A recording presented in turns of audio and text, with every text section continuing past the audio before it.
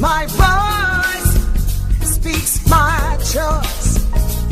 Every day, week, month, or year, one thing is clear.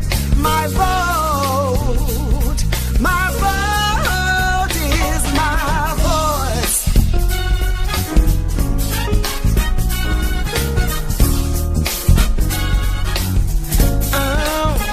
I said my vote is my voice. My voice speaks my choice. Every day, week, month, or year, one thing is clear. My vote is my voice. What an opportunity in this land of the free.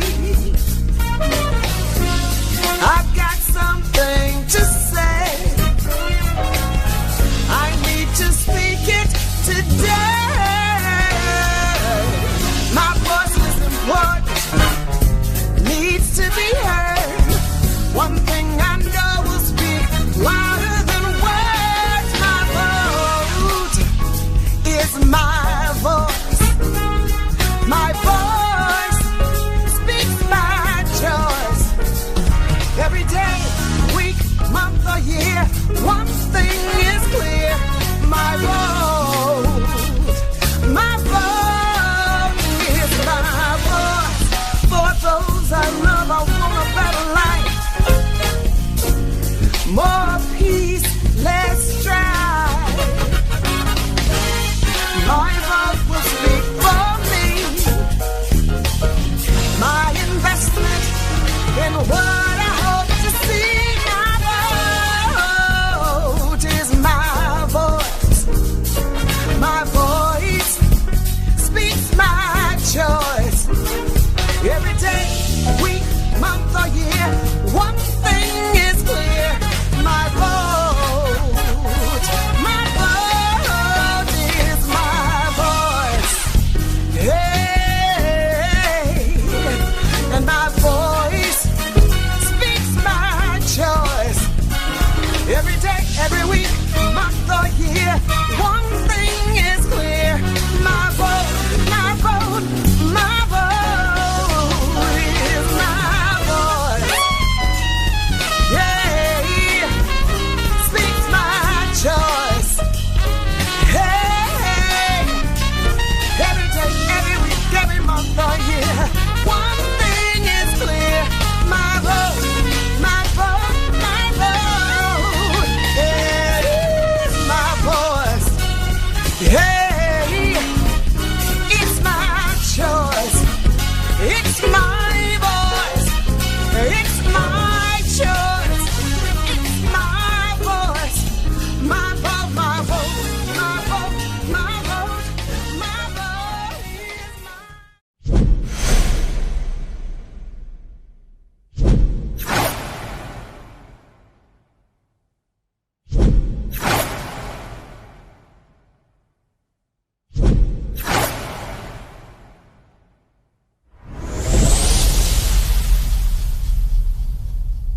How you doing? I'm Attorney Gerald Griggs, first Vice President of the Atlanta chapter of the NAACP. You've heard the history, the illustrious history of Atlanta, whether it was Dr. Martin Luther King Sr., whether it was John Dale Johnson, whether it was Julian Bond. Well, now you can be a part of making that next step in history by joining the Atlanta NAACP, because we are on the forefront of movement. We've been on the forefront of movement for 100 years, and we will change the shape of this city. So join us, our legacy of civil rights and the future of social justice. Join the Atlanta NAACP. We need you to be a part of the change.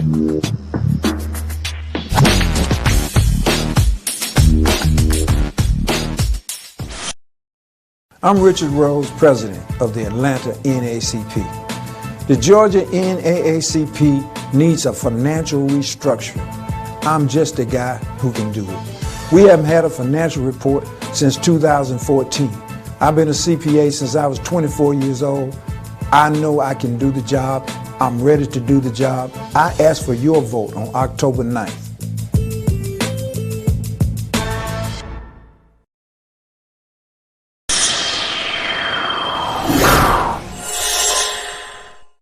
Experience, dedication, and determination are the reasons why you should vote for me for state president. It's time for change in the NAACP. It's time to focus on a message of unity. That's what I'm all about. Giving power back to the branches, unifying, and pressing for justice. Vote for Attorney Gerald Griggs on October the 9th so we can move the state conference forward. I'm Attorney Gerald Griggs, and I approve this message. As part of the VaxUp-Atlanta mission to get people vaccinated and stomp out misinformation about the vaccine, the Atlanta branch of the NAACP partnered with the Pan-Hellenic Greater Atlanta Divine Nine for their annual 5K walk run.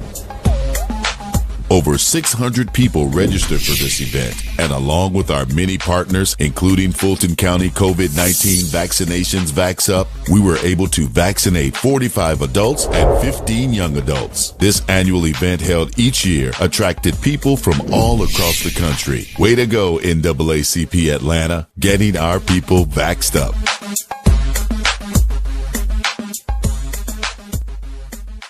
Hi, I'm Richard Rose, president of the Atlanta NAACP.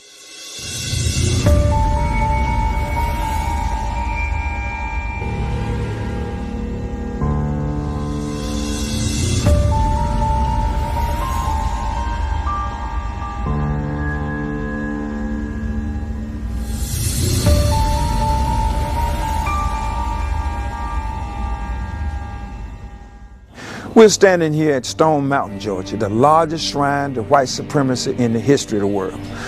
All over the news today, we see that there's a big lie. The big lie is that Donald J. Trump claims that the election was stolen from him. But actually, the really big lie is about Stone Mountain, is about the Confederacy. The really big lie about the Confederacy, that the Confederate States of America was formed because of states' rights, because of tariffs. But in fact, the Confederate States of America was formed in order to have a country that maintained African chattel slavery. So where'd they get this idea from? They didn't have to go far because there was already a precedent. The precedent was Texas. Texas was a part of the country of Mexico, which had freed itself from Spain in 1821. And in 1829, the governor of Mexico said to those landowners in Texas, you have to stop this slavery. It abolished slavery in all of its territories, which included Texas, which was really North Mexico.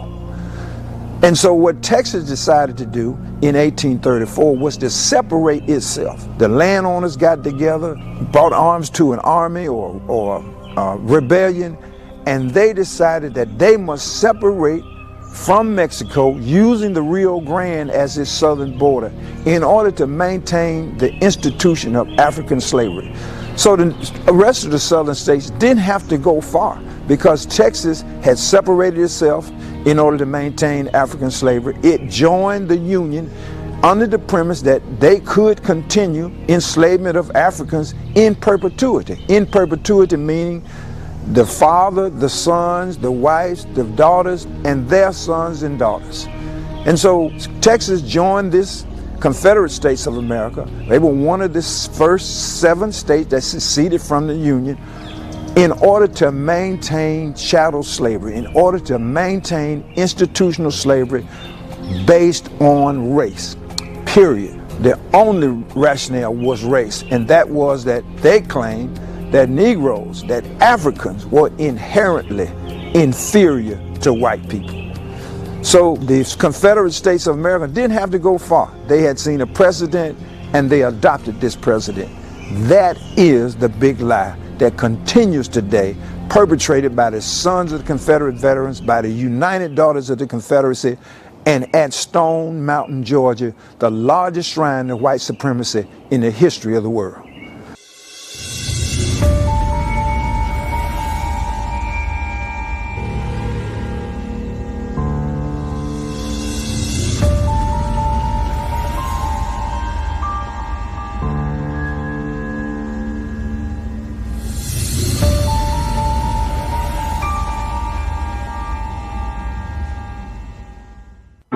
The conservatives want to preserve the ways of the Old South. They want to preserve the rights of the police to take black lives unpunished, to shoot an unarmed, naked black man claiming they thought he had a weapon. Prosecutors want to excuse white men who surround and murder a black jogger in their pickup trucks flying the Confederate flags, claiming citizens arrest. Show them that black lives do matter. Vote your voice. This message is brought to you by the NAACP Black Voter Turnout Collaborative.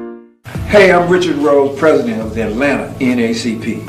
I have with me today Gerald Griggs. He's our first vice president, and I recruited him more than 7 years ago when he was speaking at a conference about police brutality. I said, come on, let's work with the NAACP. Let's do some real trouble. Let's get in real trouble. We've been working together since then. I'm recommending Gerald for president of the Georgia NAACP, which needs restructuring, reinvigorating, a new spirit of activism. I think Gerald Griggs can do it. I'm going to help him because I'm running for treasurer. We are running as a team. Join us in reinvigorating, restructuring, reimagining, and making the Georgia NAACP a force in this state and in the South.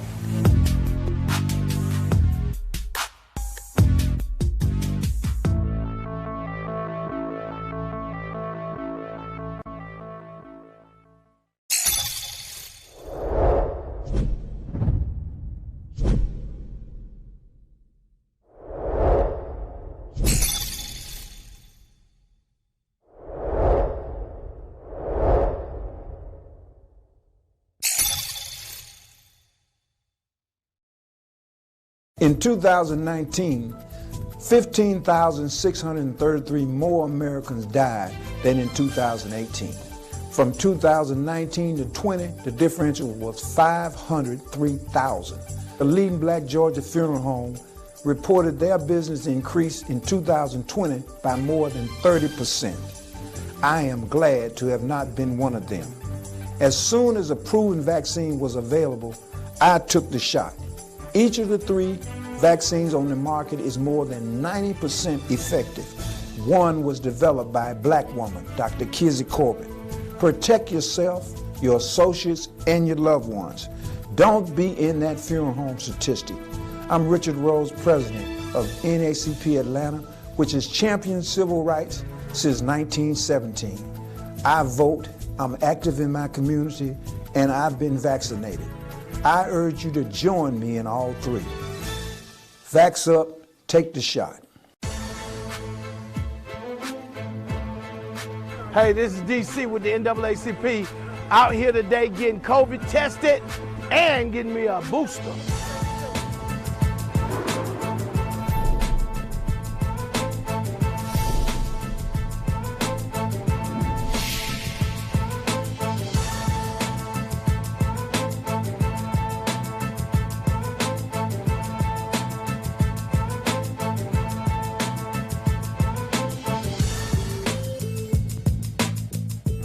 Hi, I'm Dee Miller with the NAACP Atlanta branch, and we are out here doing voters registration today. All hands on deck with our community partners. We are registering people to vote. This is an important election. We need to make sure that the voters have their cards and that all the information is correct and it coincides with their ID, and just to meet the basic requirements for Senate Bill 202. Hi, I'm Dr. Lenore Coleman, President and founder of Total Lifestyle Change and Healing Our Village. We were here today with the NAACP Atlanta doing blood pressure checks, COVID testing, and COVID vaccinations. It's been a great event. Keep on our website, which is www.tlc-global.org for the next event.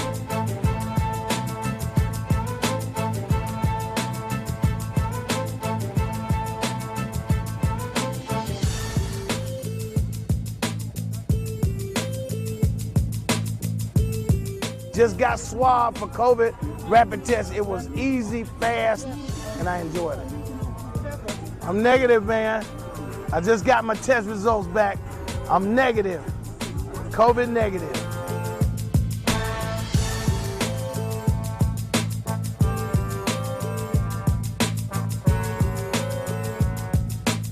Now that I've tested negative, it's time to get the shot.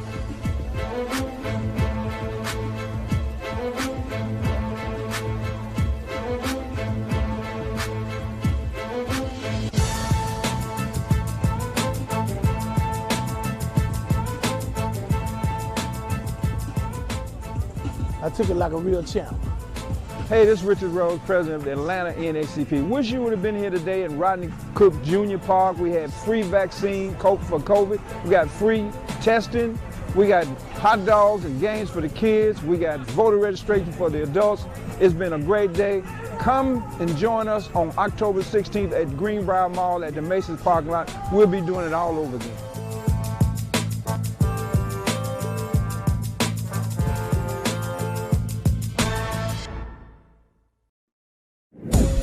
Part of the Vax Up Atlanta mission to get people vaccinated and stomp out misinformation about the vaccine, the Atlanta branch of the NAACP partnered with the Pan-Hellenic Greater Atlanta Divine Nine for their annual 5K walk run. Over 600 people registered for this event, and along with our many partners, including Fulton County COVID-19 Vaccinations Vax Up, we were able to vaccinate 45 adults and 15 young adults. This annual event held each year attracted people from all across the country. Way to go, NAACP Atlanta, getting our people vaxxed up.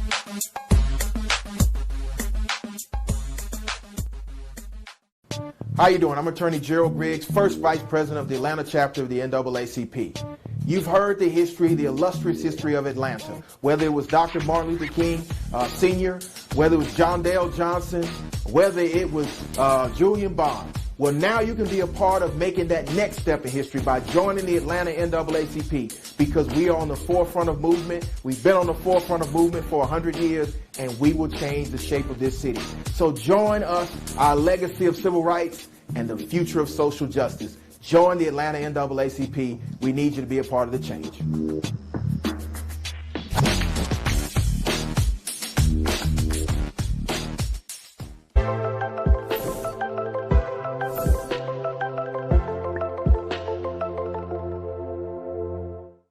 Hi, I'm Richard Rose, president of the Atlanta NAACP.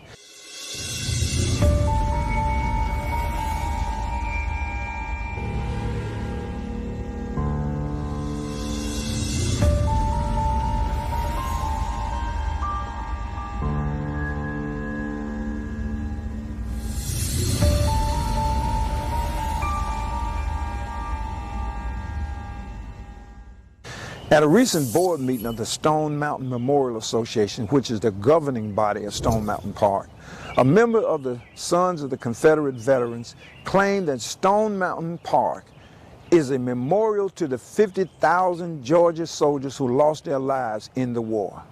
That is another iteration of the big lie. The war against the United States of America was started in order to maintain the institution of African slavery, of chattel slavery, based on race alone. At this park, this is called the Historic Town Square, which includes slave cabins imported from somewhere in Georgia, but were never here, never at Stone Mountain. It is to represent the idyllic view of antebellum South, to say this is how we want it to be. We want to return to the days where Africans were accorded second and third class citizenship in America that included chattel slavery based on race in perpetuity.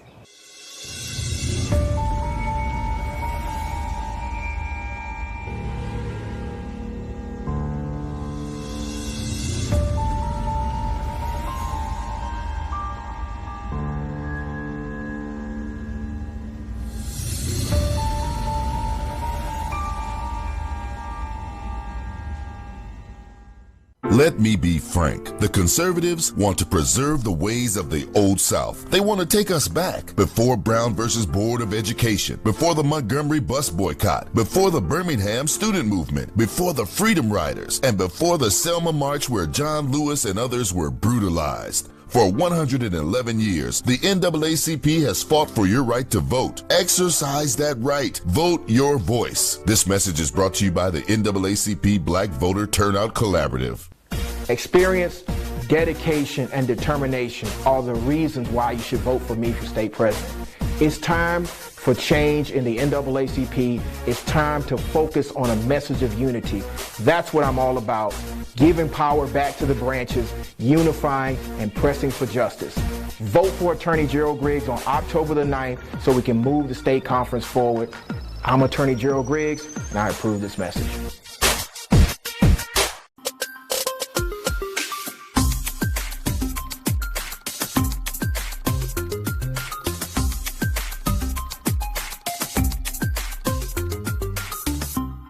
Hi, I'm Richard Rose, President of the Atlanta NAACP.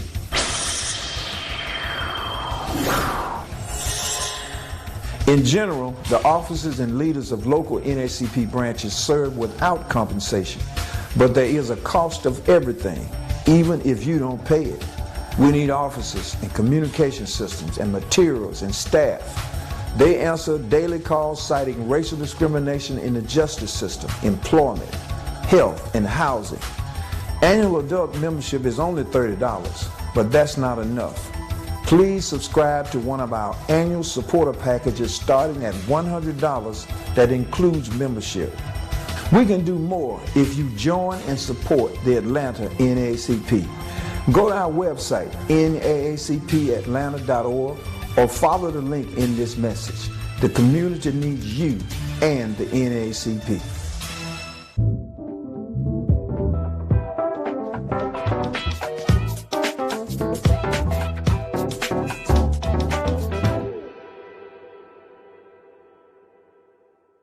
Hi, I'm Richard Rose, President of the Atlanta NAACP.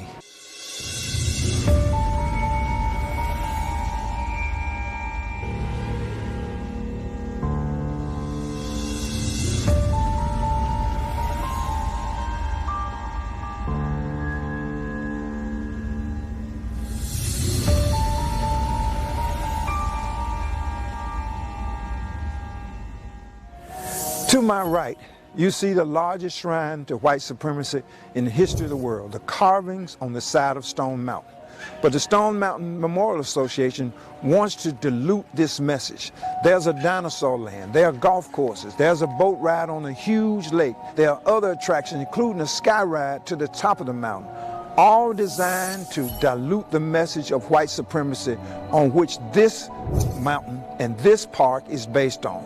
Georgia bought this park in 1958 because it had been a meeting place, an annual rally point for the Ku Klux Klan, where they burned crosses and some say threw black people over the side of the mountain after having lynched them. This is Stone Mountain, the largest shrine to white supremacy in the history of the world.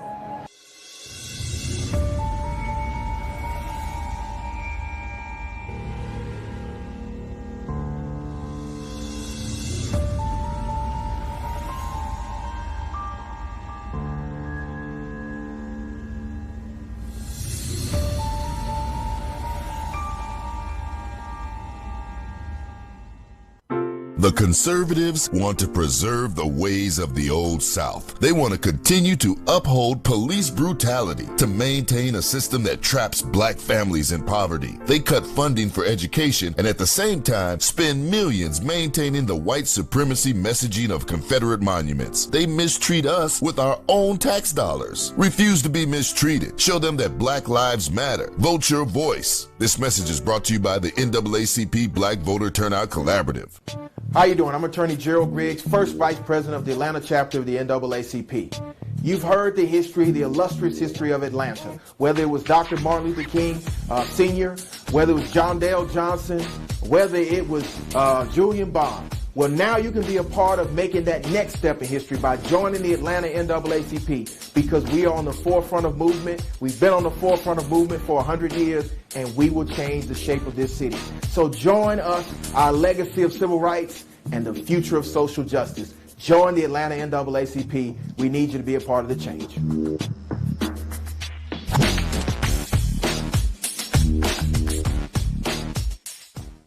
Hey, I'm Richard Rose, president of the Atlanta NAACP. I have with me today Gerald Griggs. He's our first vice president, and I recruited him more than 7 years ago when he was speaking at a conference about police brutality. I said, come on, let's work with the NAACP. Let's do some real trouble. Let's get in real trouble. We've been working together since then. I'm recommending Gerald for president of the Georgia NAACP, which needs restructuring, reinvigorating, a new spirit of activism. I think Gerald Griggs can do it. I'm going to help him because I'm running for treasurer. We are running as a team. Join us in reinvigorating, restructuring, reimagining, and making the Georgia NAACP a force in this state and in the South.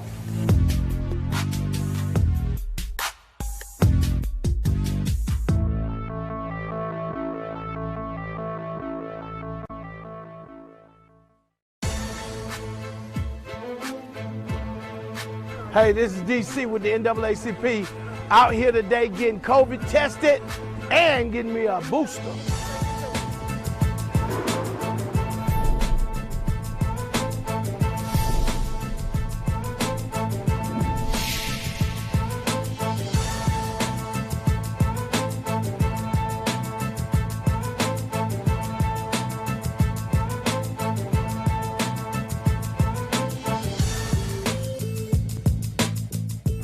Hi, I'm Dee Miller with the NAACP Atlanta branch, and we are out here doing voters registration today. All hands on deck with our community partners. We are registering people to vote. This is an important election. We need to make sure that the voters have their cards and that all the information is correct and it coincides with their ID, and just to meet the basic requirements for Senate Bill 202. Hi, I'm Dr. Lenore Coleman, president and founder of Total Lifestyle Change and Healing Our Village. We were here today with the NAACP-Atlanta doing blood pressure checks, COVID testing, and COVID vaccinations. It's been a great event. Keep on our website, which is www.tlc-global.org for the next event.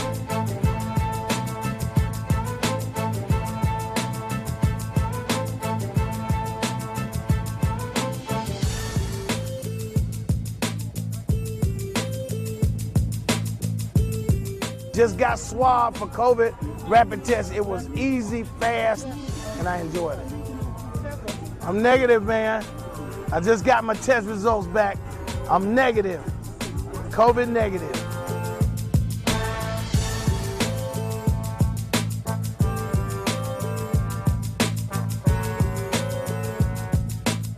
Now that I've tested negative, it's time to get the shot.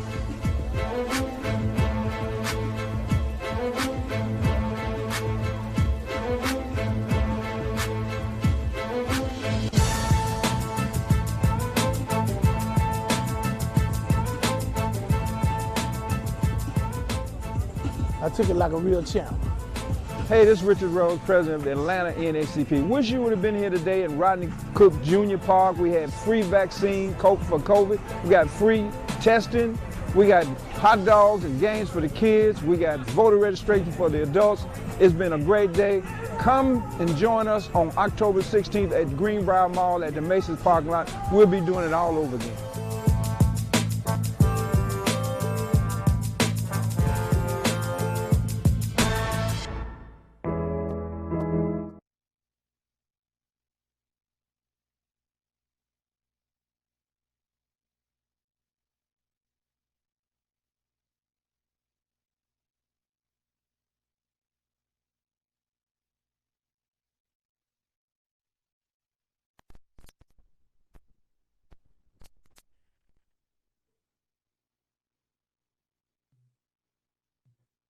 Get ready, get ready, get ready. We are here this evening to present the candidates for the College Park, Georgia City Council. I'm Gloria Jenkins, chair of the Senior Coalition Caucus. And at this time, I want to introduce you to Mr. Richard Rose, who is the president of the NAACP-Atlanta branch. Mr. Rose. Good evening, thank you. Good evening. Good evening to everybody who's watching or listening. And we want to thank you for participating this evening. Our vote is our voice. Thank you to the candidates and all volunteers, because this is important. The voters need to hear from these candidates who are vying to represent you starting January 1. And so it's important. So we have a good collection of moderators who are going to be asking questions that are important. If you have other questions and you're on our Facebook Live, put those on the chat. And so that you can try to get the answers, or you might need clarification. We appreciate everybody coming out. Remember to vote November the 3rd. Early voting starts next week. If you're not already registered, it is too late for this election, but still go out and register to vote. Thank you so much for joining us. All right, Mr. Rose, thank you so much. And now I would like to introduce our panel for this afternoon. We have Ms. Brenda Floyd, who's a community activist. If you would just raise your hand. And we have Ms. Neja Mayer, who is trying to read this, Vice President of Enrollment Management at Woodward Academy. And Ms. Jamel McKenzie, who is a chaplain with the City of College Park. And at this time, I'd like to introduce Ms. LaShondra Little, who will in turn introduce our moderator. Good evening, everyone. It's my pleasure to introduce our moderator for this evening, Kathy Adams. As an information and technology learning and development professional, Kathy Adams possesses a dual degree in business management and business marketing. She's a Six Sigma Green Belt and a change management practitioner, managing change, magnitude, strategies, and develops training approaches. Kathy is the Southern Region Director of the National Federation of Democratic Women. She is a committed servant leader and President Emerita of Georgia Federation of Democratic Women. She's also the previous chair of Delta Airlines Information, Technology, Learning, and Career Council. A member of Delta Sigma Theta Sorority Incorporated, East Point College Park Alumni Chapter, where she serves as chair of the Social Action Committee. She is a board member of the Atlanta Victim Assistance and a Fulton County Democrat Party post seat holder. Kathy is the recipient of numerous awards, most notably the Poda E. Costin Trailblazer Award for her exemplary work in social action for the Southern region of Delta Sigma Theta Sorority. She has led transformational activities, new program implementations, educational programs, and a demonstrated strategic, innovative approach to problem solving. A mother and a grandmother, Kathy is family focused and a member of Cascade United Methodist Church. She believes in a broad-based community engagement. She's passionate about helping others and believes the legislative process is critical to ensuring that Georgia's citizens experience growth and positive change. Welcome, Ms. Kathy Adams, as our moderator. Ms. Kathy Adams, just before let me apologize to Ms. LaShondra Little. I did not give her title. She is the Vice President of the South Metro Democratic Women's Council. Thank you. Good evening, everyone. LaShondra, for those kind words, and thank you, everyone, for the invitation to be with you this evening. So, wanted to share a little bit about what the purpose of this evening's candidate forum. As Mr. Ray said, this is very important. We want to make sure that all of the constituencies and the voters in the city of College Park understand who was on the ballot and what is on the ballot. That's always important. So without further ado, I want to share a little bit more information with you and a little bit of the guidelines and introduce the candidates to you for this evening. Nestled in the backyard of the world's busiest airport is the city of College Park. We have 5 candidates that are qualified for city council seats in the city of College Park. 3 of those candidates want to represent the residents of Ward 2, and 2 of the candidates want to represent the residents in Ward 4. I'm going to introduce to you now the candidates for Ward 2. Those that are in attendance for this evening, do know that all candidates have been invited to participate in this evening's forum. And so those that are participating are those who have accepted our invitation to with you their information for candidacy. For Ward 2, we have Derek Taylor. He's the incumbent, and he's running for re-election of that seat. Mr. Taylor, if you will, can you raise your hand? Okay, we see you. We see you. Okay, and then we have Joe Karn, who is also a candidate for Ward 2. He's running for that seat. And Joe is a former city council member of the city of College Park. Mr. Karn, will you raise your hand, please? Gotcha, gotcha. Also for Ward 2, we have Bob Ellis. He is a candidate who's running for that seat as well. Mr. Ellis, are you online? Okay, Mr. Ellis has not joined us this evening. Then also for Ward 4, City Council seat, we have incumbent Roderick Gay. And Mr. Gay, are you online? Councilman, okay, Councilman Gay is not online.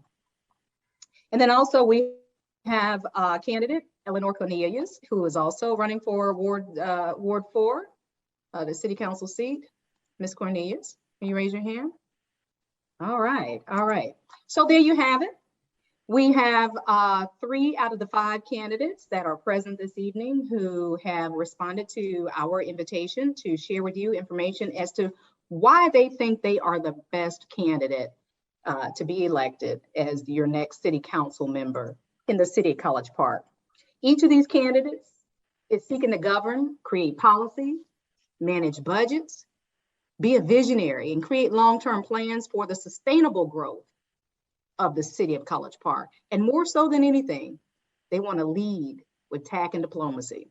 Election day is on November 2nd. So without further ado, let me share a little bit of information with you as well.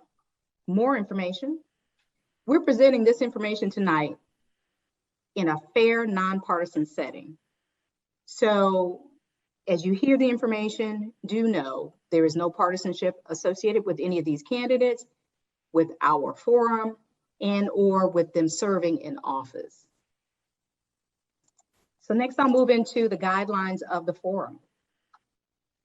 Each of the candidates will have 1.5 minutes to share their opening statement. Each candidate will have 2 minutes to respond to the questions that they are presented with. And should a candidate's name be called, they will have 30, called by another candidate, they will have 30 seconds to rebuttal. In the closing statements, each candidate will have 2 minutes to share with you their closing statements. And there you have it. And again, without further ado, let's go ahead and get started. We have 3 panelists. And again, they were introduced: Brenda Floyd, Nigel Meyer, and Janelle McKenzie. I will call on them in random order to ask questions of each of the candidates. And also, I will pull questions out of the chat box that are coming from our viewers. So if there are any questions, you're more than welcome to ask those or put them in the chat box. The bells. I'm sorry, and we do have a timekeeper. Mr. Rose will have, he's managing the time clock, and we will have a 15-second warning for our 1.5 minute presentations. For the rebuttals, there is a 10-second warning, and on the 2-minute presentation, there is a 15-second warning. So when you hear that warning, you may want to wrap it up. You will also hear the bell a second time, and then you'll need to stop.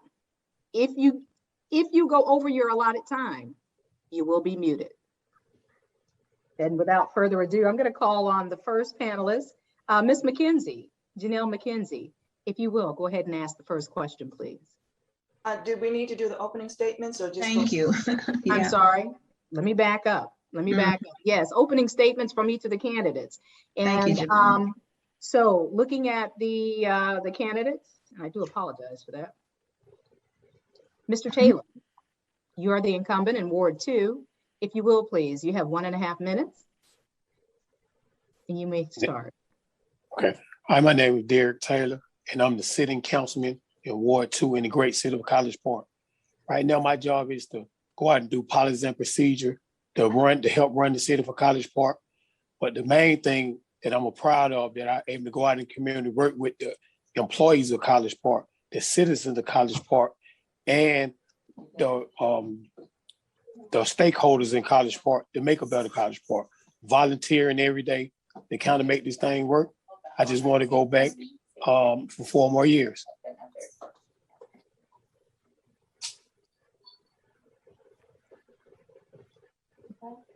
Okay. All right. So the next candidate, Joe Karn, if you will, please go ahead and give your opening statement. Good afternoon, all. Good afternoon, President Rose, as well as Vice President Little, and all of our distinguished guests, Sister Gloria. Glad to see everyone here. My name is Joe Karn, and I'm no stranger to the community. I've been serving this community for quite some time now. I'm an over 20-year resident of College Park. I moved into the city and became a community activist in my community. From there, I was elected to the city council, where I served as city council member for 9 years. I was elected as vice mayor of College Park for 3 years. And I also served as your Fulton County commissioner from 2019 until January of this year. It's my intention to continue to work to serve the citizens of College Park and all of our community with my experience, leadership, and hard work. So I'm looking forward to continuing to participate with the NAACP, with the Democratic women as well, who I support and always have supported. So I'm honored to be here and ready to get to work. Thank you very much.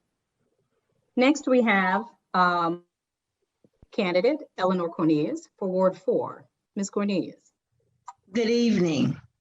I am Eleanor Dean Cornelius, a candidate for Ward 4 City Council. I would be remiss if I did not thank the sponsors and partners that coordinated this virtual candidate forum. Thank you for your time and dedication. I have lived in Ward 4 for 37 plus years, a mother, grandmother, and servant leader.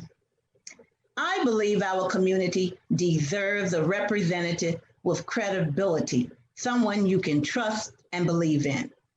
A person who is willing to work with all citizens in the ward and the mayor and council. Last but not least, a visionary, someone who is planning for the future. As a candidate who believes in voters being heard, I stand on the words of the late Honorable Congressman John Lewis.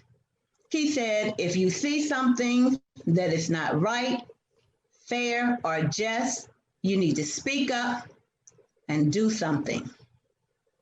I'm here because I want to speak up and do something. Ward 4 deserves more. Thank you. Thank you so much to each of the candidates. Now that you've heard from the candidates, we'll hear a little bit more information from them. Again, they are vying to serve as your next leaders because they want to govern and make policy. They want to manage your budgets and share with you their plans for sustainable long-term growth in the city. So without further ado, let's go ahead and get started. I'm going to call on the first panelist, Ms. Janelle, if you will, go ahead and ask the first question. Okay, and this question is for all 3 of the candidates. the question I have is, well, each of you have lived in your ward for a while. You've seen what's going on. And so my question is, if you could change one thing in your ward, what would it be and why?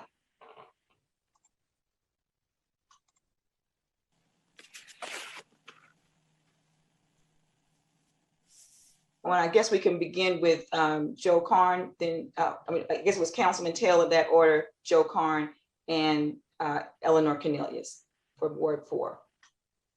Okay. In my ward 2, we have a lot of transit people in and out. I have a lot of apartment complexes. The one thing that I wish I could change is home ownership. People that come in the neighborhood, and we have more housing in the neighborhood for people that want to move from apartments and actually get their own home. So if that's one thing that I want to change, it is home ownership in College Park in Ward 2. Thank you. Joe Carn? Well, I would say one of the main things that I would love to change if I could would be the significant health disparities within Ward 2 and in College Park in particular. The South Fulton area has some of the worst health disparities and outcomes in all of Metro Atlanta. I would prioritize that just about over anything, because obviously you can't do better civically, economically, or any other way if you're not here healthy enough to live long enough to do better. So that would be one of my focus areas in terms of developing and helping the community to prosper. Thank you very much. And Ms. Cornelius, Eleanor Cornelius, Ward 4. You're muted. Eleanor, you're muted. Unmute yourself. We didn't hear anything you said. I'm very sorry.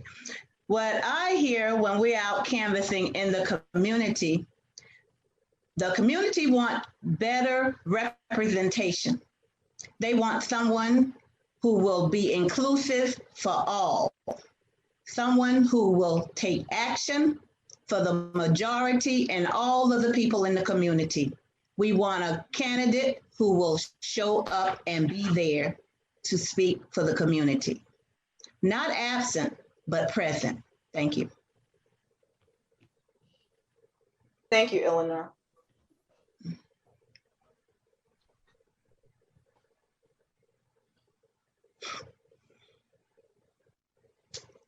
Ms. Adams, you're muted. I'm sorry. Nigel Meyer, if you will, please ask the next question. Yes, thank you. So this question is also for all three of you, but I'd like to start with Councilman Taylor, since you are incumbent. College Park has a very diverse culture of residents. So Councilman Taylor, if you could start with what programs are in place to make sure that all of the city residents feel comfortable and feel like they're part of the community. And then I would love to turn to the candidates to see what programs you might want to enhance to make sure that that objective continues to be fulfilled. Okay, well, I think first off, the things that we need to work on in College Park is more, well, we have more elderly people. I want to focus more on the elderly, the military or veterans and people like that. I think we don't look at the veterans and take care of them the way that we should do in College Park. And I think, all around the world, and just connect with the younger generation.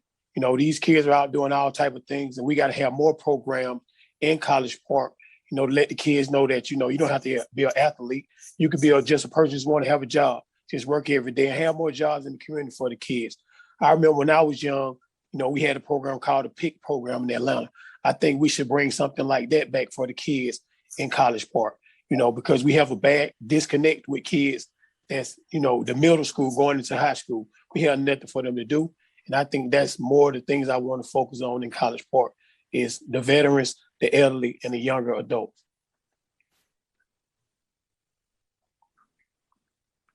Thank you.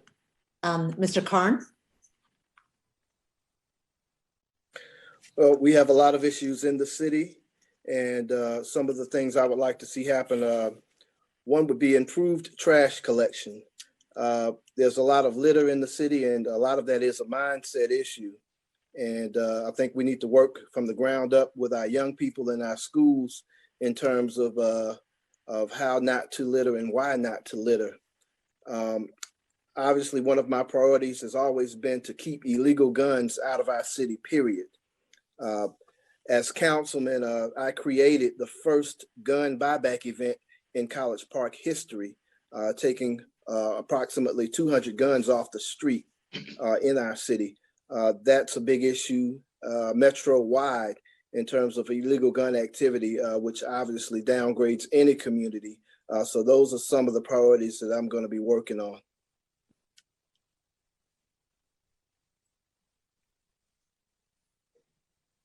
Ms. Cornelius? Yes, that's my focus. We need to be more inclusive. We need to have one College Park. It shouldn't be individualized by the wards, because after all, when the city does well, it trickles down to each community. So I think we need to focus on one College Park. Thank you. Okay. Our next question will be asked by panelist Brenda Floyd. Ms. Floyd. Yes, I'd like to start with Mr. Taylor. You mentioned that your interest was in housing for transitioning people from apartments into housing. You've been there in the position for 4 years. What have you been doing to see that this will be an objective that's met? Oh, well, so far we met with different developers, want to come to College Park and, build homes and stuff like that. But I think personally, a lot of these homes that they want to build in College Park is too expensive for people that's just trying to, come out of an apartment and get a home. When we work with workforce development, we got a lot of different deals on the table that we're looking to come to College Park. But me personally, I've talked to a couple of people about, what we call affordable and what's not affordable. Right now in College Park, I feel like a lot of stuff is not affordable. So going forward, I'm going to work with different people and try to, lock down what's affordable, what's not affordable. But we have worked with getting people in it that work for the city to get first-time home buying programs and, paying their closing costs and stuff like that for people that work for the city. But just for the regular citizens, that's something that we got to work on citywide. Thank you. Mr. Karn?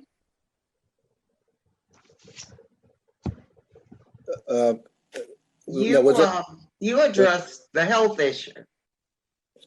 What have you done thus far to improve health care and resources available to the community?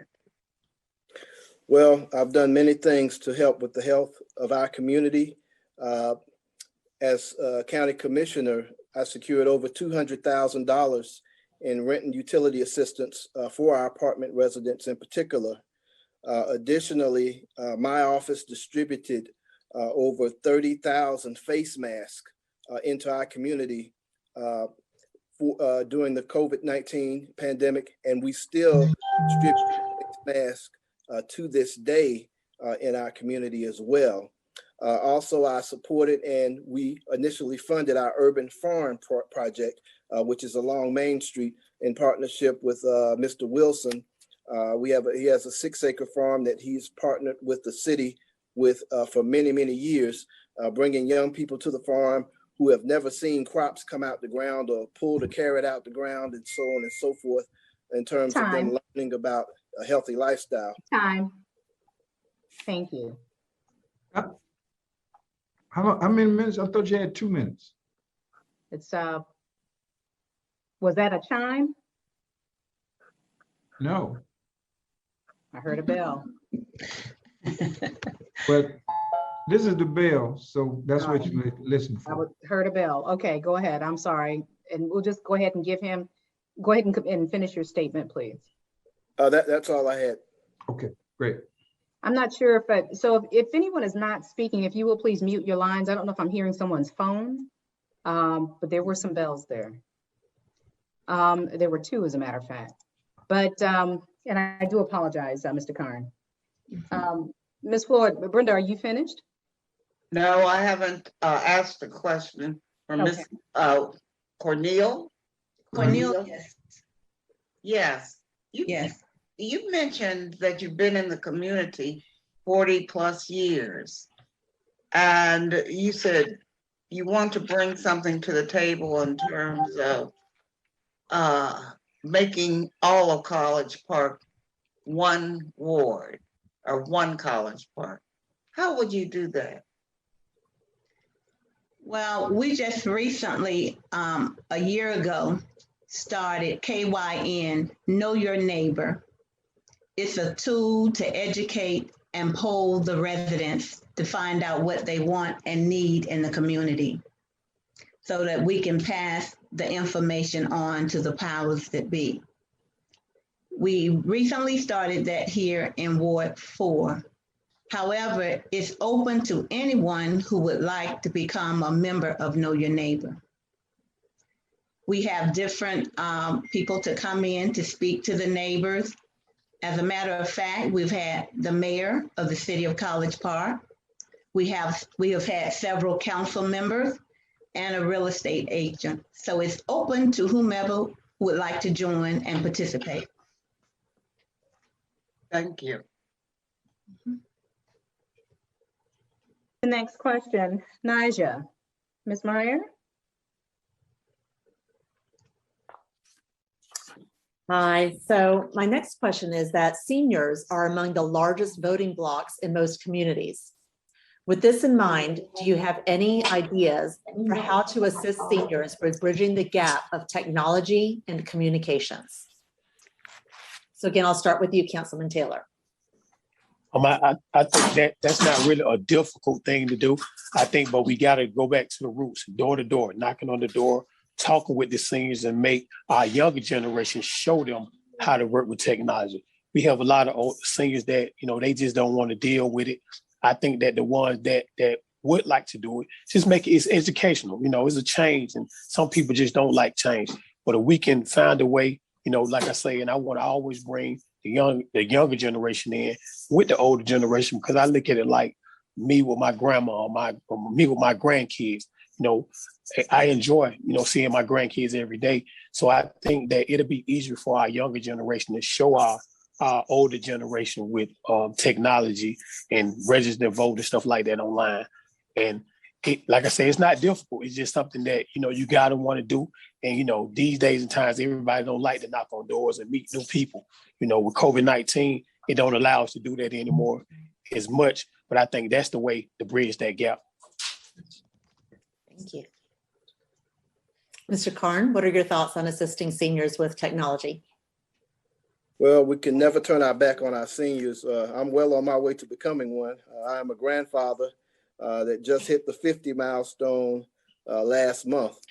So I don't feel like a senior, but when I checked my mailbox last month, I saw an AARP card membership in the box. So I don't know if that's up for debate or not. In Fulton County as commissioner, we had our senior tech programs, which were video programs instructing seniors on how to get on the internet, how to operate these smartphones and such. Our senior centers in Fulton County also have these types of classes and courses. It's my intention to bring some of that video capability and programming onto College Park Channel 23 so that our seniors can benefit from these senior tech services and instruction on a local level. Thank you. And Ms. Cornelius? Yes, I have already started a conversation regarding Camp Truett. Our vision is that we can become partners with Fulton County and renovate that area over there. And in doing so, we can have all resources, all different types of resources for the seniors and the youth.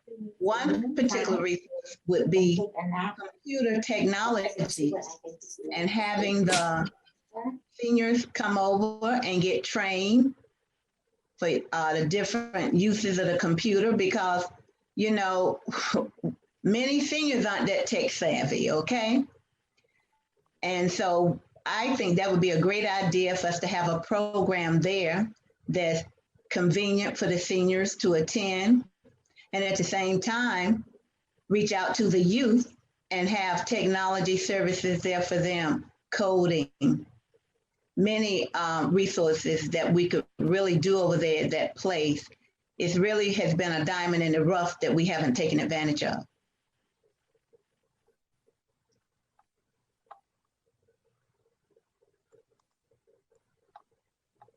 I finished. Okay. Janelle, if you will, the next series of questions. Okay, that's Jamel.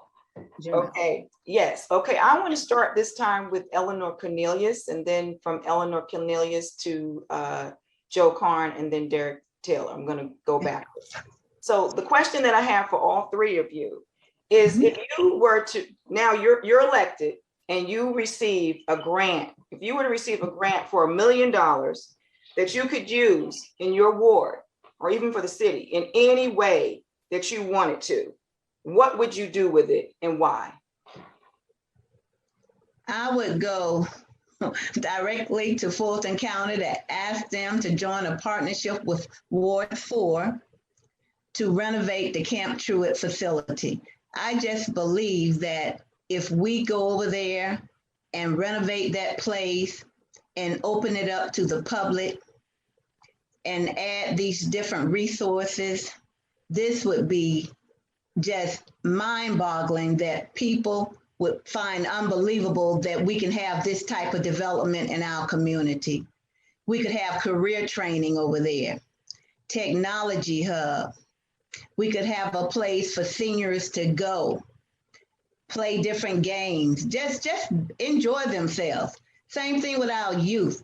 We could have agriculture over there. We could even have them to learn about planting and seeing what happened as a result of planting. I just believe that we can do amazing things if we can get a partnership with Fulton County. Thank you, Ms. Cornelius. Mr. Karn? Well, with $1 million grant, one of the things I would shoot for would be for our young people in terms of a citywide comprehensive literacy program. Literacy is so important for our young people. We lag behind in our third grade kindergarten reading levels, and that is crucial to any future outcome for young people. Without literacy, you're not going to have any effective career training, because if your constituent base cannot read, they're not going to become much of a workforce. Secondly, would of course be health. Again, health outcomes and health disparities. Education about health. If you want a healthy community, you have to have healthy citizens, but that takes education.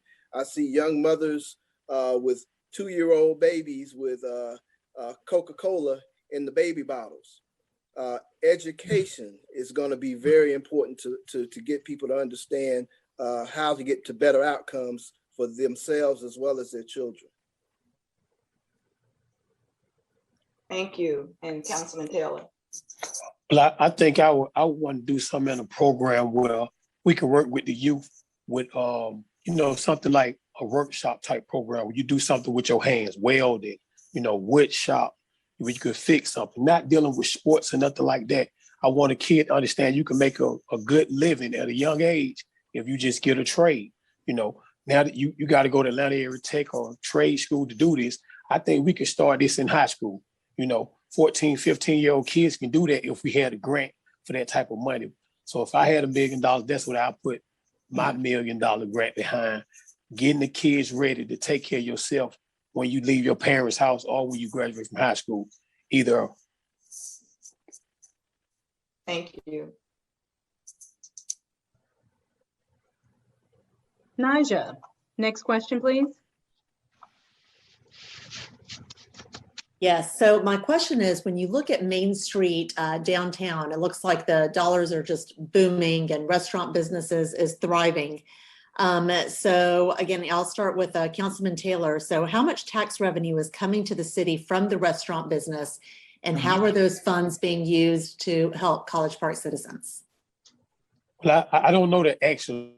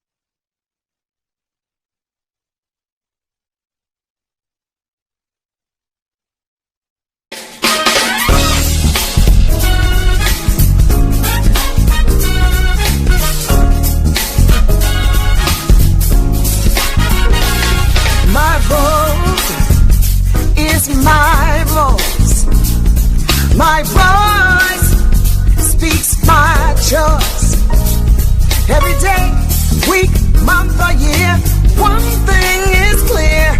My vote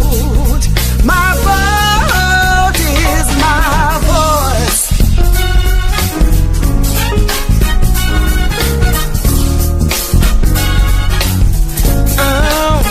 I said my vote is my voice.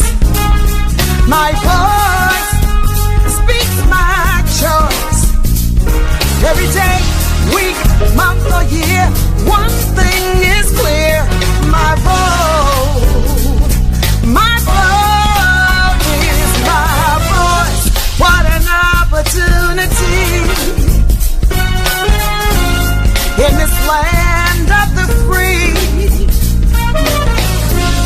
I've got something to say. I need to speak it today. My voice is important, needs to be heard. One thing I know will speak louder than words. My vote is my voice. My voice speaks my choice. Every day, week, month, or year, one thing is clear. My vote is my voice. For those I love, I want a better life. More peace, less strife. My vote will speak for me. My investment in what I hope to see. My vote is my voice. My voice speaks my choice.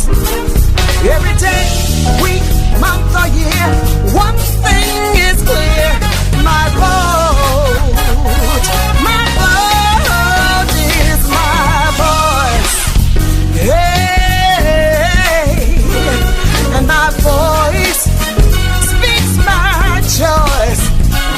Every day, every week, month, or year, one thing is clear. My vote is my voice. Yeah, speaks my choice. Hey, every day, every week, every month, or year, one thing is clear. My vote, my vote, my vote. It is my voice. Yeah, it's my choice. It's my voice. It's my choice. It's my voice. My vote, my vote, my vote, my vote, my vote is my vote.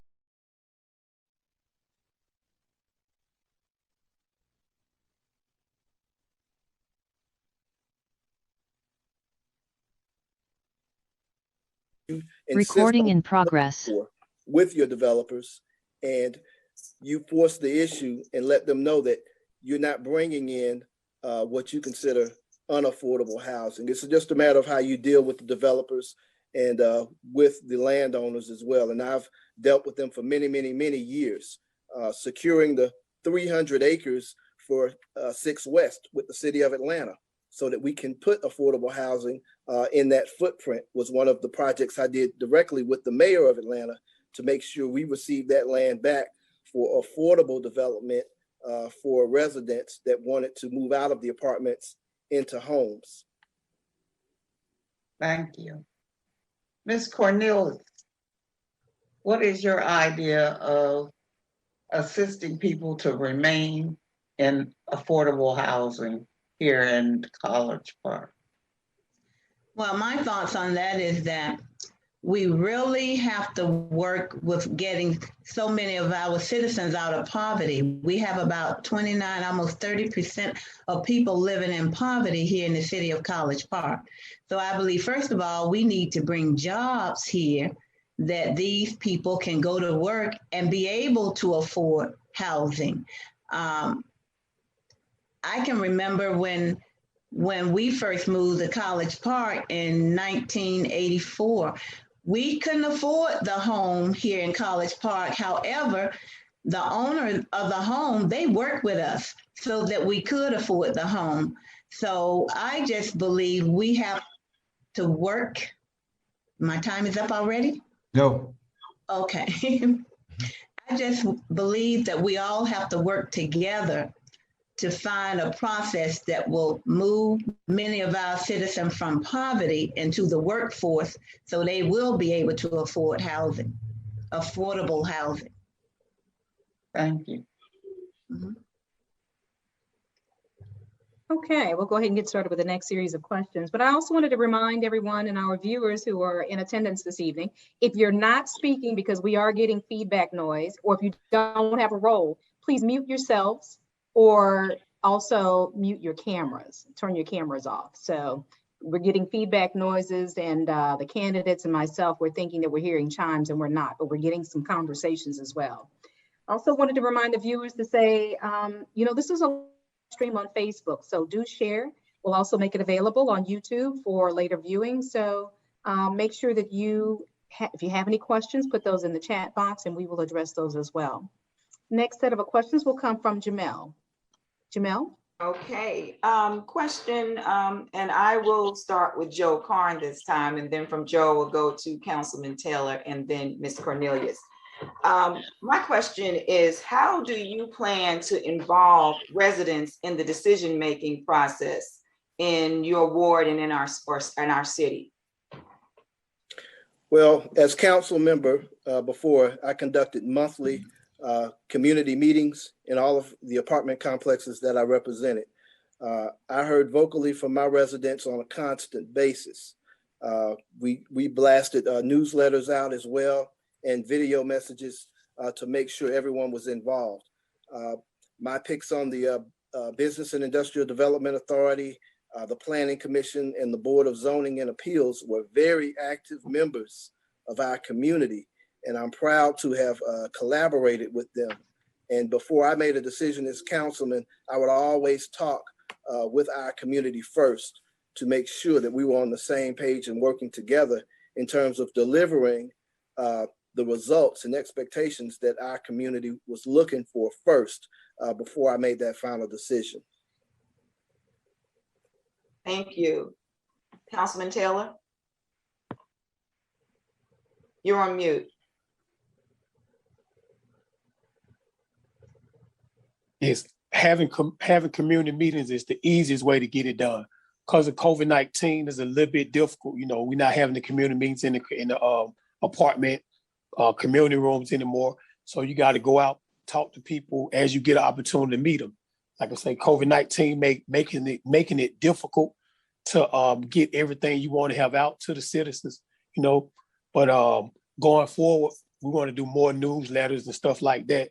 But you never can go away from the one-on-one meeting the people, understand what they got going on, answering the questions as best you can answer for the people. And I think that's the easiest way for me to be able to meet the community. Thank you. And Ms. Cornelius. Yes, our Know Your Neighbor is an example of how we keep in contact with the citizens here in Ward 4. It's a tool that we use to stay in contact with the neighbors, because we have a large senior population over here, and we need to have some type of tool to check in to make sure that they're all right and that they can communicate with us. And not only just with the social media piece, we're looking to see how we can design a program that will help those seniors who are not as tech savvy as many of you might be. So it's bridging the gap so that we will be able to communicate to all of the citizens in the ward. Well, thank you. Okay. The next series of questions. Naija. Hi. And it's Nija, like I need you to do something. Okay. I'm sorry. Thank you. So we've discussed a lot of challenges of what each of you would like to accomplish in College Park. of all of those challenges, what's the one burning one that really keeps you up at night and that you're just going to full speed ahead focus all of your efforts on? And I'd like to start with you, Ms. Cornelius, on that question. Oh, wow. Well, right now it's our representation. The community wants great representation. So we need a representative who's going to be involved in all spectrum. We want that representative to be available and be there for whatever is going on in the community. Because when you decide to be a public servant, you're saying that you're opening yourself up to be available to help all, not on particular occasion for a particular group, but for all the people in the ward. And so that's what bothers me at night, that we do not have that type of representative at this point. But hopefully on November the 2nd, we will. Thank you. Mr. Karn? One thing that keeps me up at night, I would have to say, would be a push to keep illegal drugs and illegal guns out of our community. That erodes the economic development base. It erodes enthusiasm for our young people. It erodes our education system and so on and so forth. So that would be a number one priority for me as well, that does really keep me up and working on it. As you know, I established the gun buyback program. We're going to reinstitute that as well if I'm reelected into office. So we're looking forward to some good initiatives with our police department in terms of community-based policing, because we decide on the type of policing we want in our community. We don't want to over-police or police harshly at all, but we want to make sure that we can keep a community safe where everyone can live, work, play, and worship without any trouble or headache in our city. Thank you. And what keeps you up at night, Councilman Taylor? I think it's two. My first one would be affordable housing. My version of affordable housing. I think affordable housing is $150,000 or less for a person or family to take care of your kids. You know, and I think we can find a way of balance to make that happen in College Park. At least if we thought about this 15 years ago, we would have had a greater chance than we have right now. And I think my second one is just the youth. Kids being able to, like I say, find a way to get a job, learn a skill that's going to take you, 20, 30 years from now, you can take care of your kids and your grandkids or whatever. Beside a kid just thinking that it's about sports or fast money, or, some kids just don't want to work, but I think if we can get them young and we can teach them, like I say, as welders, as carpenters, or painters, or anything like that, I think we'll have a better society. And I definitely know this world to be a better place. Mm-hmm. Yeah. Thank you all for your answers. Thank you. Brenda, the next series of questions, please. Yes, I'd like to start with Joe, and then Mr. Taylor, and then Ms. Cornelius. Okay. Joe, I think College Park has done a fantastic job in improving tourism, especially with what the Hawks have done and the Dream here, Coliseum. I think even Main Street. What ideas do you have to improve it even better? Well, that's a good question. As you know, I did establish the DMO, which is the Destination Marketing Organization. I lobbied the state legislature to have that additional 2 cents tax for hotel motel tax to establish that. We absorbed East Point, Union City, and Hakeville's DMOs as well. So economic development is very important to me. As you know, I spearheaded the College Park Arena, of course. That was my project, and I saw it through to its fruition. And it's been a very successful arena, first of its kind south of I-20 on that size and scale. So we're very proud of that. I do want to continue our Restaurant Row project, which is going to expand One of the things we also have to keep in mind is to expand the parking, because parking has become a big issue along the Main Street corridor. So that's something I'm going to work on to help expand the economic development. You know, you can have customers and businesses come in, but if the customers have no place to park, you're sort of defeating the purpose. So we want comprehensive planning as we go forward with someone that has the experience of putting together projects that reap benefits in the millions for residents in terms of economic development. Thank you. Mr. Taylor? What would you do to improve tourism from where it is now? Okay, well, I think that on Main Street, we got a lot going on and everybody's enjoying it. I think that we got to do a better marketing on our Old National corridor. You know, a lot of people look at Old National as a bad place, or you hear the name and you got all this bad stuff from years ago. But we have a lot of great restaurants, you know, a lot of great businesses that's on Old National. We got to do a better job of marketing them. We got to do a better job of policing that area to make people feel safe, you know, that they can go over there, have a good time, go by the rules, and, you know, go home at the end of the night. Because we have just as many visitors on our Old National corridor during evening hours as we have on Main Street. I think that, like I say, we just got to market that area better. You know, we got to spend money and spend time on that corridor like we do the Virginia Avenue and the Main Street corridor, because we won College Park. You know, but that's one thing I think we need to focus on going forward in College Park. Thank you. Ms. Cornelius? I can't hear you. Unmute your line. Thank you. Okay. I agree. There are opportunities to make the Old National corridor more attractive, as well as the Jamestown area.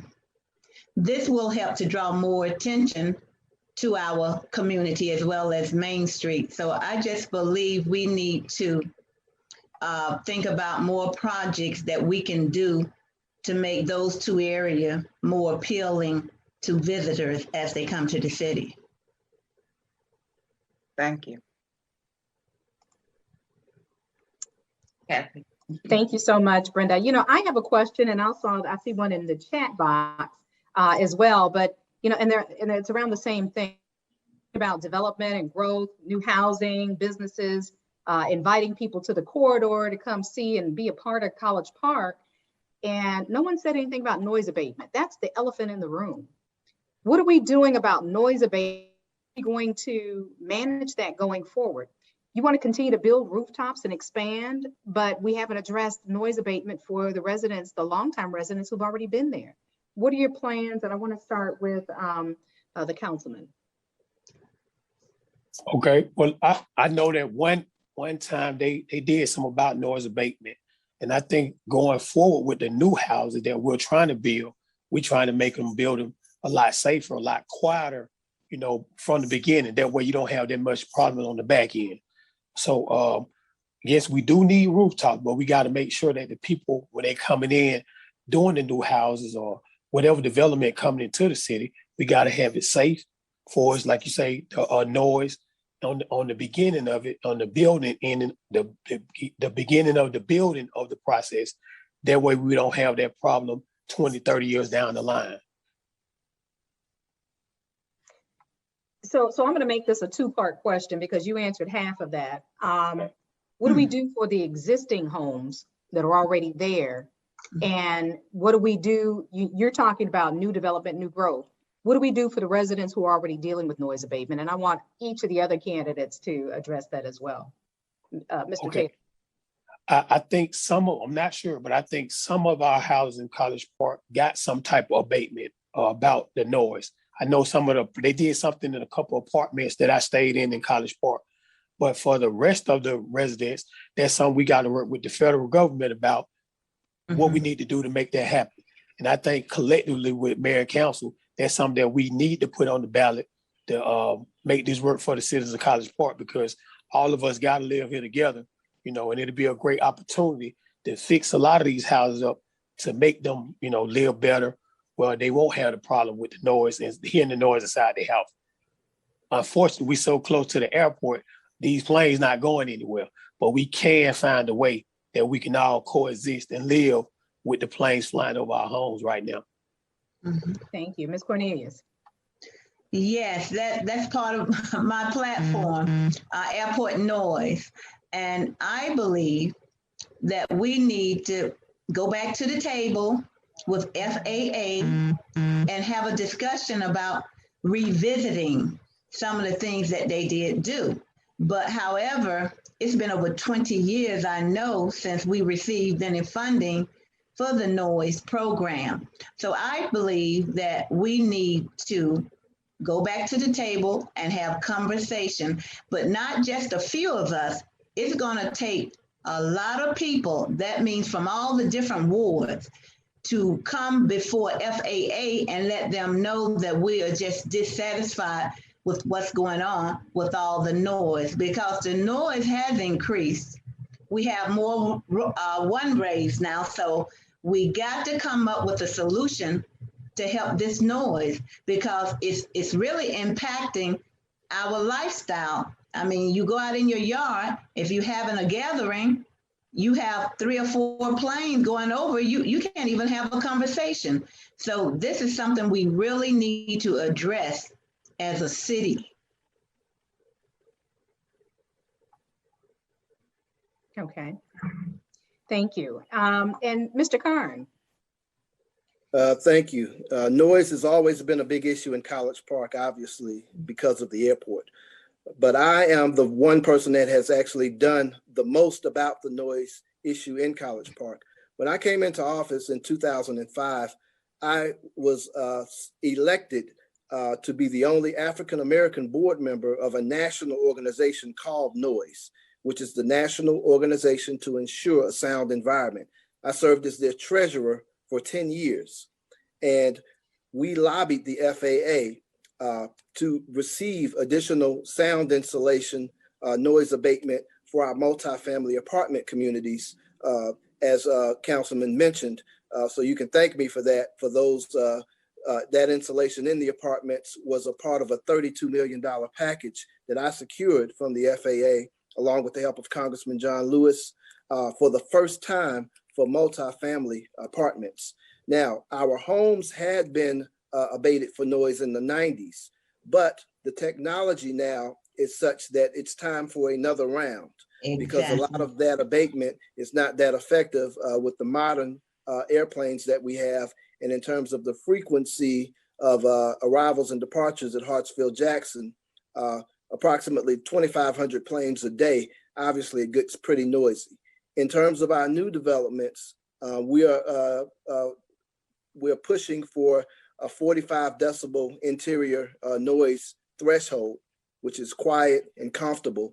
But that's going to take making sure these new developers and new development projects are built for residential houses with double pane windows, solid core doors, vent baffling that's proper, and the type of foam insulation that retards the airport noise. So we want to make sure we're building carefully and collectively in the future to secure another round of noise insulation for our apartments. That's why I'm running for office, because I've secured millions before for College Park, and I know how to negotiate with the FAA to make sure we get the money and bring it home to our neighborhood. Okay. And I had another question that was actually going to dovetail into that. And I don't even want to segregate it because I know it's over in Ward 4, but I'm going to ask this question. Why are we continuing to build housing that is not going to be, first of all, I think Mr. Taylor, you talked about affordable housing. Mr. Karn, you're talking about housing that has, you know, these double pane windows and these solid core doors and all that stuff. Can the residents really afford that? And why are we building those types of homes in the city of College Park, right in that airline, that airstrip? And Ms. Cornelius, we got them coming up over here. I saw a sign that $300,000 homes over there on Herschel Road.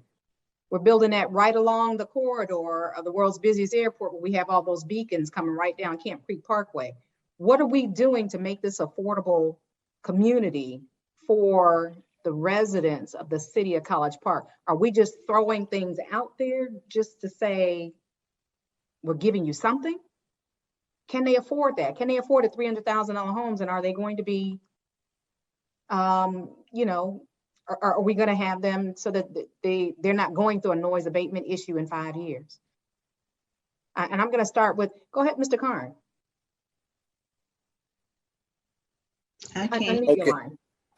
I would say that is a big problem in terms of affordability. Those houses that are going up on Herschel Road are right up the street from me because I live on Herschel Road.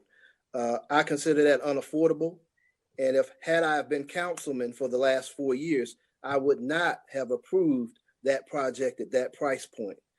Other developers will come, but you have to stand your ground and let them know exactly the type of development that you want in your community.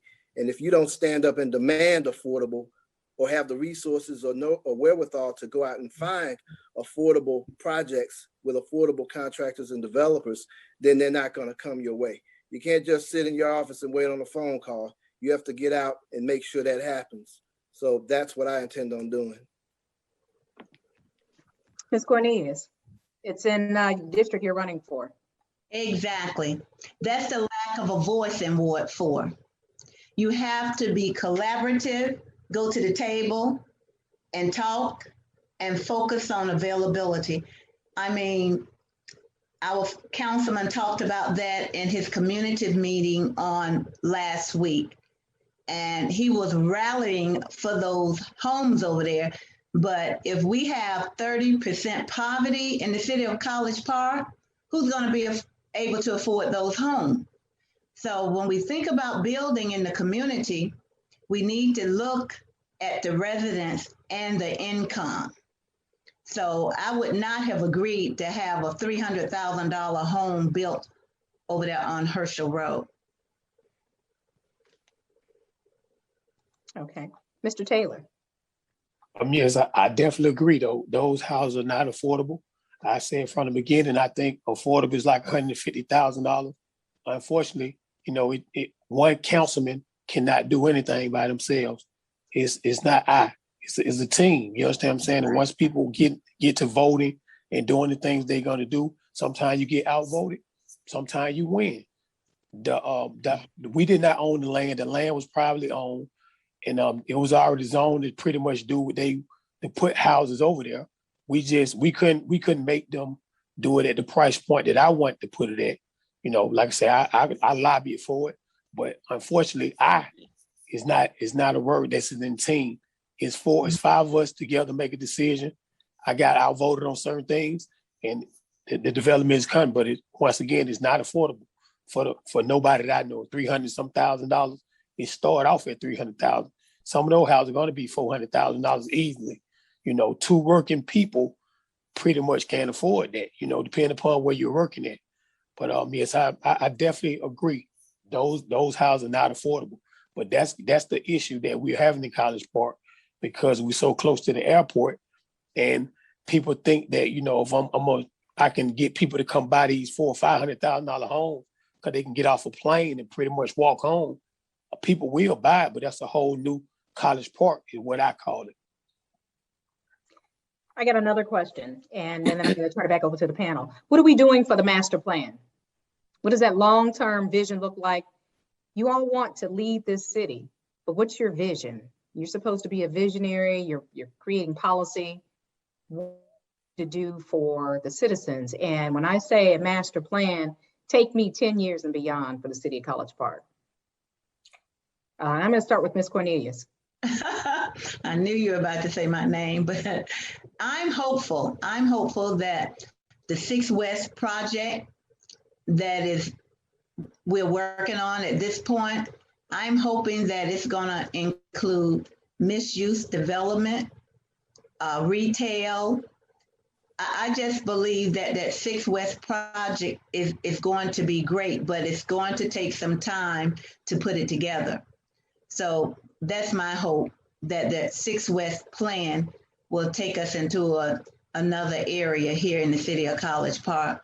I might not be here to see it fully developed, because I do believe it's going to take some time to do everything that we would like to do in that area. but I do believe it's something that we need here in the city of College Park. Okay, Mr. Taylor. Yes, I think a 10-year plan down the road, I think it's going to take, number one, the citizens of College Park. We got to go back to listening to what people want, make people understand what we can and what we cannot do. And we got to listen to the people. We can't just sit back and say, okay, this makes sense to us as councilman, as mayor. We got to go back to the people. Like I say, we got 20-year, 30-year, 40-year people that have been living in College Park.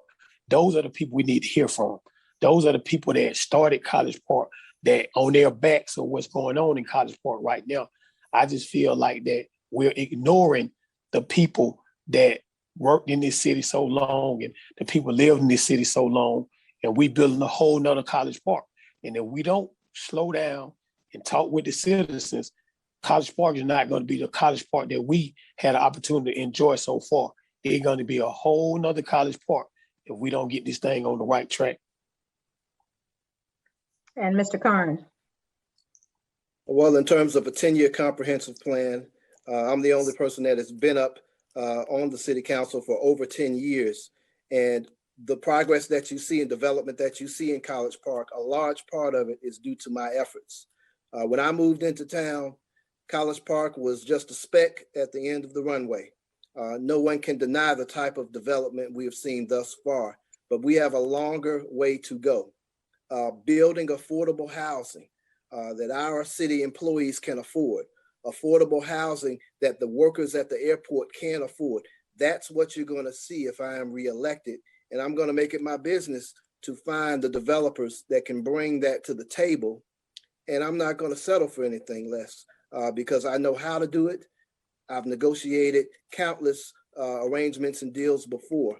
Securing this 300 acres that we're going to build on was one of my largest projects. And it took a couple of years, but we secured the land from the city of Atlanta. But we're going to develop it based on community concerns. We're going to work with our businesses as well, but our citizens come first. And they have to be able to have housing that they can afford. And that's going to be one of my priorities as councilman once more. Thank you so much. I'm going to lean on Nisha. And Nisha, I'm going to allow you to ask the last question of the panel, and then we're going to wrap it up. Thank you. My last question is kind of it's kind of a light one, but I want to see what direction you take it. So let's say you received $1 million grant for all the initiatives that you would like to pursue for College Park. Can you give us a glimpse into how you might allocate that $1 million across all of the initiatives that you are interested in pursuing? So I'll give you a minute to think about that. And Ms. Cornelius, may I start with you? Oh, you're muted. I don't think the minute is up yet. Is it? No. I said you were muted. Oh, okay, I'm sorry. Ms. Cornelius, go ahead. Okay. I would like to see some of that money used for education. As a former teacher, I believe that we need to work and help our children, especially since this pandemic. Many of our students who were already at risk for learning, they have fallen further behind. So I believe that we need to have some programs that will provide tutorial, enrichment, and science program that will bring our students up to par. And I know it will take some time and it will take some people from the community to volunteer to help, but I believe we need to use some of that money for education.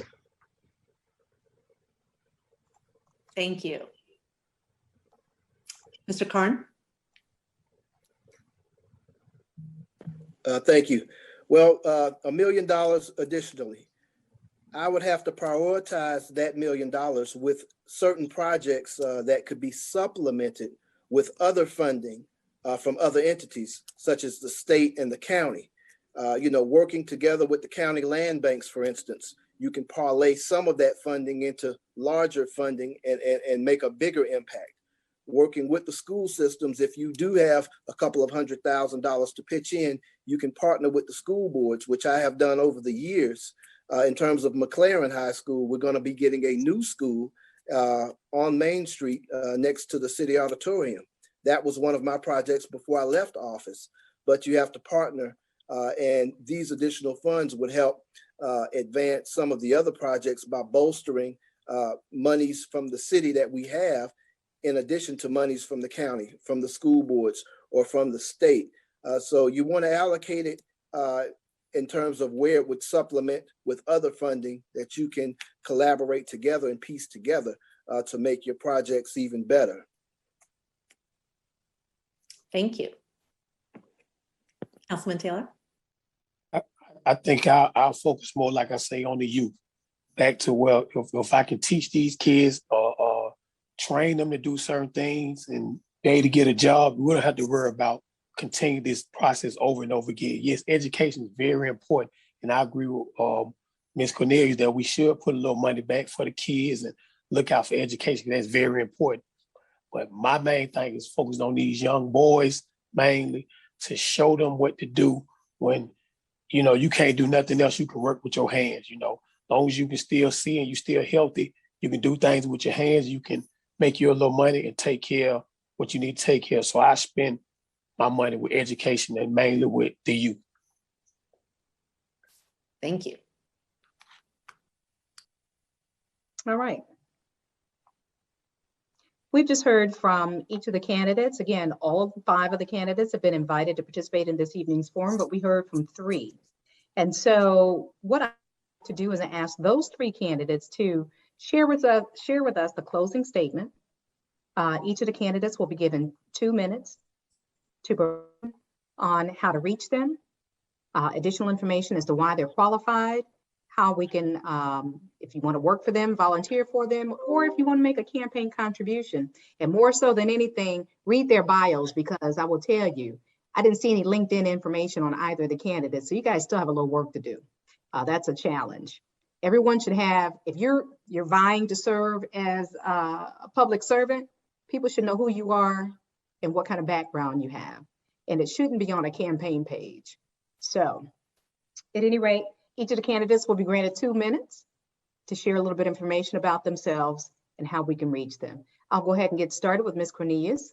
Ladies first.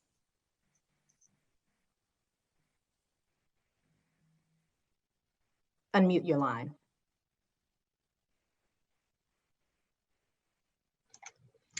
Yes, if you would like to make contact with Eleanor Cornelius, please feel free to go to my Facebook page, Get More, Vote Eleanor, or you can go to my email, eleanor4ward4@yahoo.com. If you would like to make a donation, please go to one of those websites.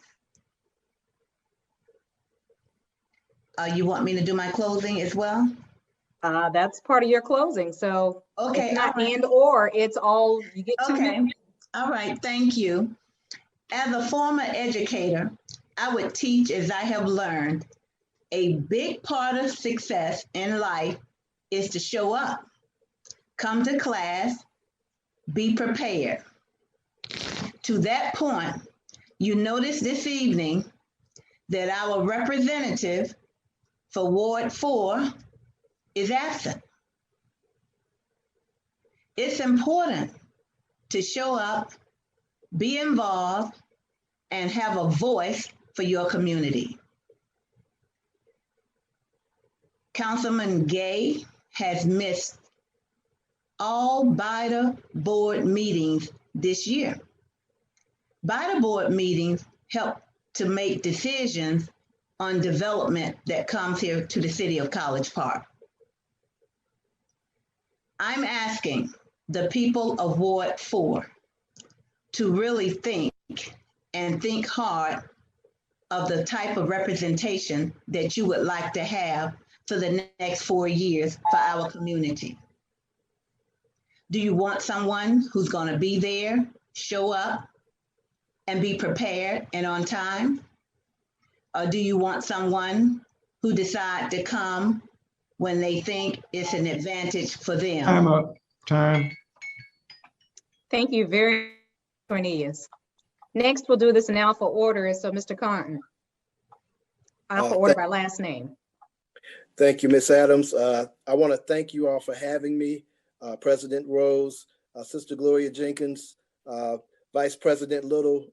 It's an honor to be here, and it's been a pleasure to communicate with you all. I've communicated with you all for many, many years. I'm a partner in the community. I always have been, and I intend on continuing that effort to serve my community. And I'm offering myself once again as a public servant to do some good into the community that I serve in. College Park is home to me and my wife, and we're looking forward to many more years of progress here. My campaign can be reached at joecarn.com. That is the website if you want to contribute, if you want to learn more about me as a candidate as well. I have a Facebook page as well. And I'm just looking forward to good things, a good opportunity to serve. Anyone that knows me knows that I will show up and do the work with leadership, common sense, and rolling up my sleeves and getting the job done. So I just want to thank you once again. Thank you. Mr. Taylor.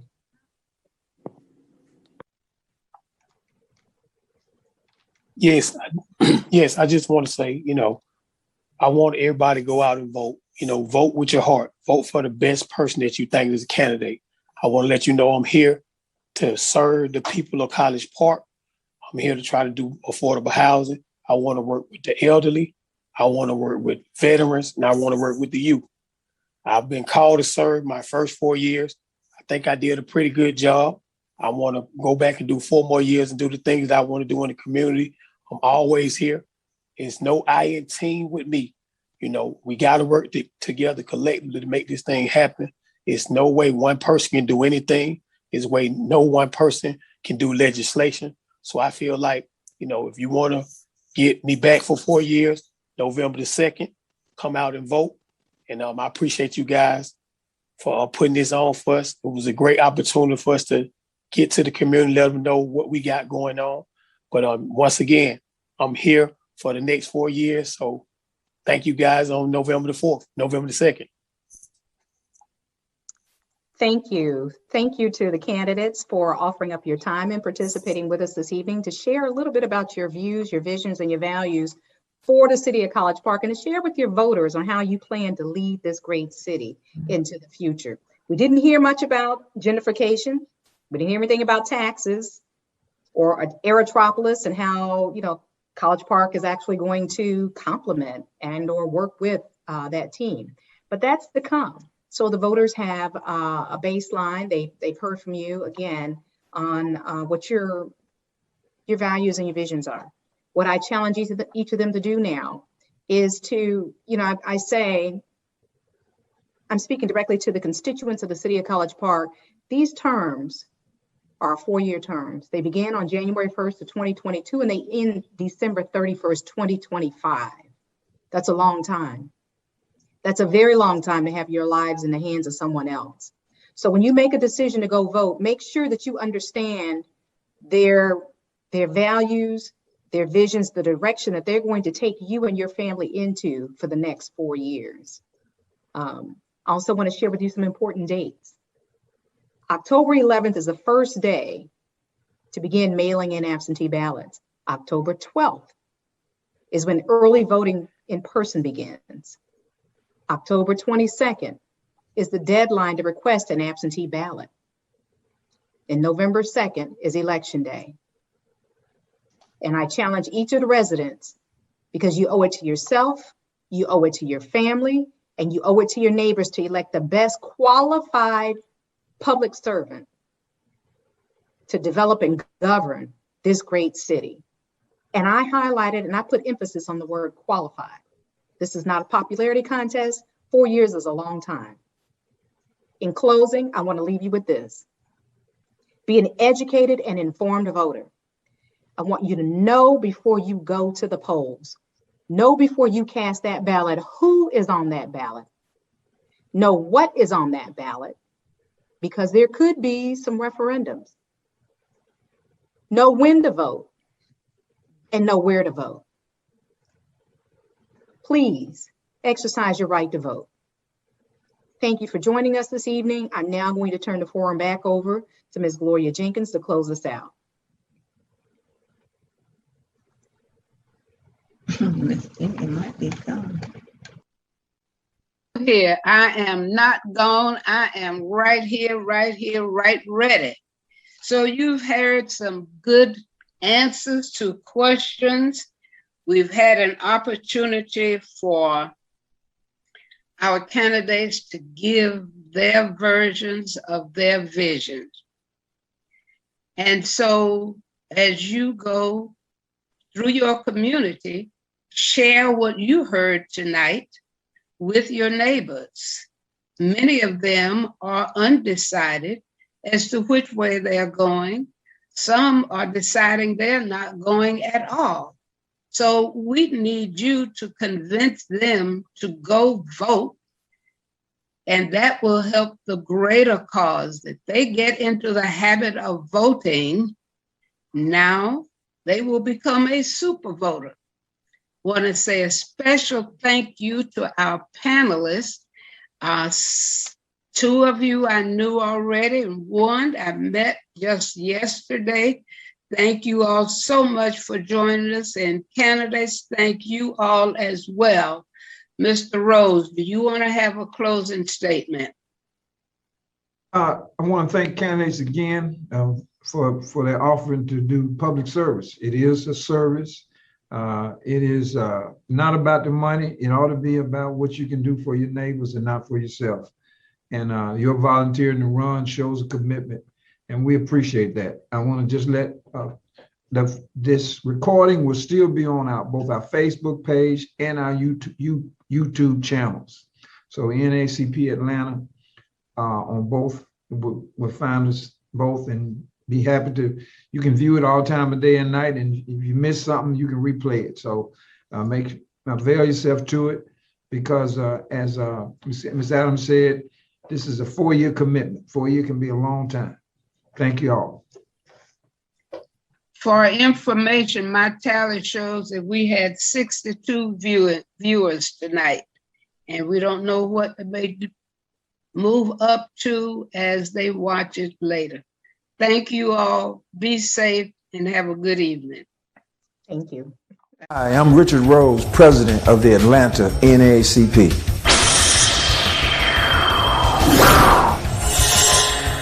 In general, the officers and leaders of local NAACP branches serve without compensation, but there is a cost of everything, even if you don't pay it. We need officers and communication systems and materials and staff. They answer daily calls citing racial discrimination in the justice system, employment, health, and housing. Annual adult membership is only $30, but that's not enough. Please subscribe to one of our annual supporter packages starting at $100 that includes membership. We can do more if you join and support the Atlanta NAACP. Go to our website, naacpatlanta.org, or follow the link in this message. The community needs you and the NAACP.